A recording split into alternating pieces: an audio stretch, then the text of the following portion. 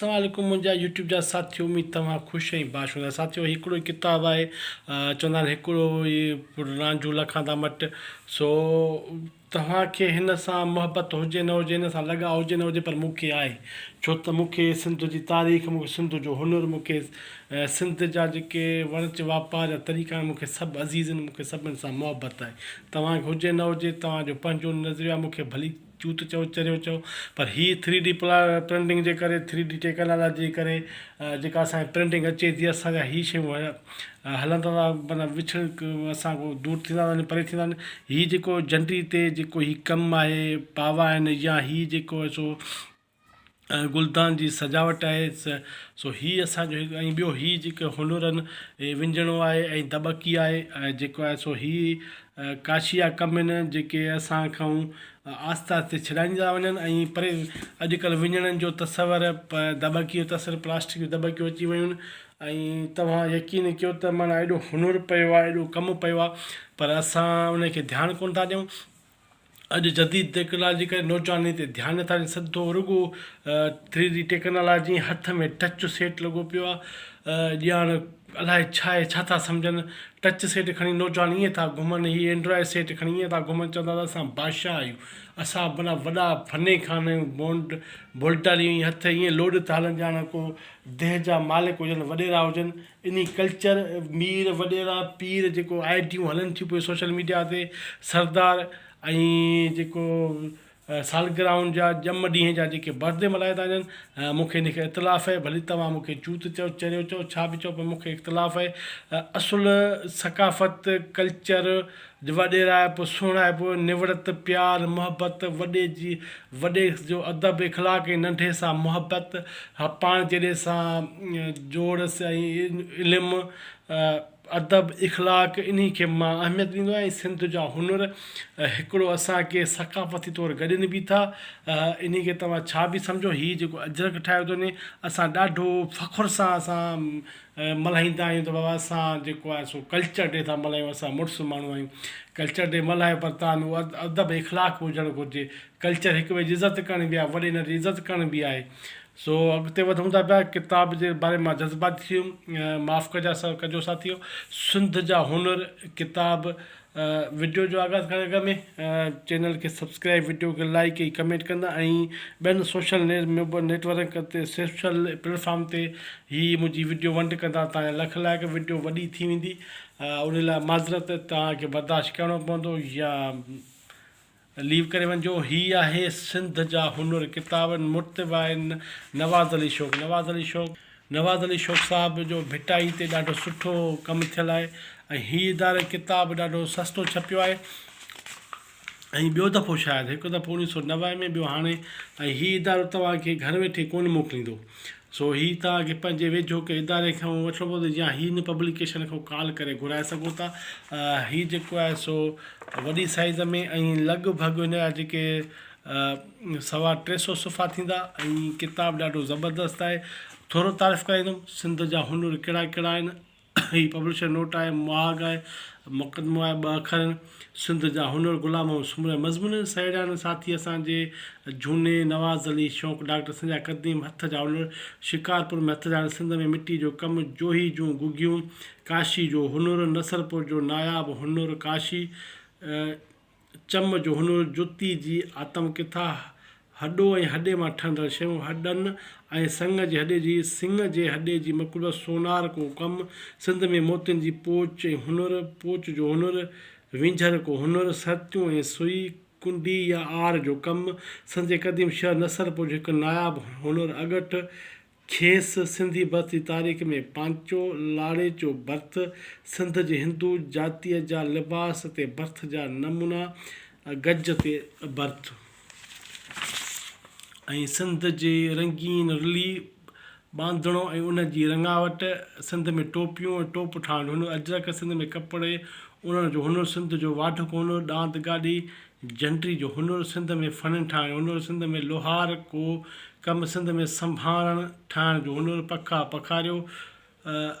चूड़नि जो हुनुर, उन में चूड़नि जो उन ॾस में मां ठहंदड़ शयूं, सुरत ख़ती ऐं ख़ुशि ख़ती आहुनि जो कमु आहुड़नि जो कमु रांदीगनि ठाहिण जो हुनुरु वाणनि ऐं वणनि जो हुनुरु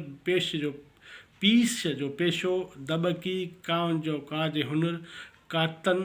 काननि जो कारज ऐं हुनुरु हीअ छर अजरक जंडरी जो हुनुरु सिंध जो घरोत जो हुनुरु फरियासियूं ठटे जूं लुंगियूं ऐं माना ही साथियो जेको आहे सो आहे पब्लिशर चए थो त सिंध जो सिंध जे सकासियात क़दीम असां सिंध ॿोली ऐं अदब जे हवाले सां तारीख़ी कमु करे रहियो आहे जेका हिते रुॻो सिंध बाबति छपियल किताब न हुजनि तॾहिं बि हिकु तवील फ़िरत जुड़ी पवंदी इतिफ़ाक़ जे हवाले सां गंज खां वेंदे ॿिया आम किताब छापे सफ़ात खाते हिकु नई तारीख़ लिखी आहे भली लिखी हुजे किथे किथे कोताहियूं बि कयूं अथव पर हीअ ॿिए छापे लाइ मुहाग आहे सिंध सिंधन हुनुरमंद जी सज़मी रहे हिते जे आबाद माण्हुनि पंहिंजे फितरी माहौल रहणी करणी मूजिबि हुनर दुनिया खे फ़न जी मक़ाम ॾिनो आहे मोइंदड़े जा आसार हुजनि या कोॾ जी किलो उन्हनि मिड़नी बाग़नि सिंध जे शरीकनि अहिड़े सां संवारियो आहे अजहल सिंध जे किनारे गजगाह बेला हुजनि या मंछ जहिड़ा पाणी जा ज़ख़ीरा इंसान जे हुस्न खे पंहिंजे अख जे मयार सां परखियो हिन में वधीक सूंहं पैदा कई हूंदी हूअं बि जग जनसार जा कोणे रंग रूप आहिनि हिन सभु पंहिंजी ख़ुशबू आहे सिंध जे हुनरमंद उन सुराण खे तमदन जो पहिरियों खणी महसूसु कयो आहे अॼु बि फ़नी महार उहो सफ़र जारी आहे साथियो हीअ जेके मां पढ़ंदुसि त पोइ वॾो थींदो ऐं थोरो थोरो अब्दुल हमीद आखूंदा आहे सेक्रेटरी सक़ाफ़त सियाहत इतलात हुकूमत सिंध हमीद आखूंद जे बारे में मां न चवंदुसि तव्हां पाण जांच कयो त केरु माण्हू आहे त विख वेझी की जा खुही खयाई छिके छिनाई पंधु मिड़ोई पेर सां मुंहिंजो ईमान आहे सिंध हीरन खाण हिते माण्हू अमल मोतियुनि जहिड़ा आहिनि उन्हनि जी आदत अंदाज़ दिलि गरिया आहिनि हिते विख ते इल्मु अदब सक़ाफ़त जा बेमिसल निशान मौजूदु आहे असां वक़्त जी तेज़ी खे महसूसु कंदे इन्हनि ॾे ध्यानु ॾियूं उन्हनि रवायत हिफ़ाज़त करियूं उन्हनि रीतुनि जे रखवाली मुनासिबु क़दरदानी कयूं जीअं असुलु निजे सिंधी जी सिंध जी सलामत रहे उहे मूं पंहिंजो फ़र्ज़ु निभायो आहे ऐं पाण ते सिंध जो फ़र्ज़ु सम्झो आहे त ॿारनि लाइ एॾा आसान त न आहिनि हीअ उहे ॿार लाहिणा एॾा आसान त न आहे पर हौसलो सचो अज़म इंसान लाइ केतिरियूं नयूं राहूं रोशन करे थो अखि खोले सही गस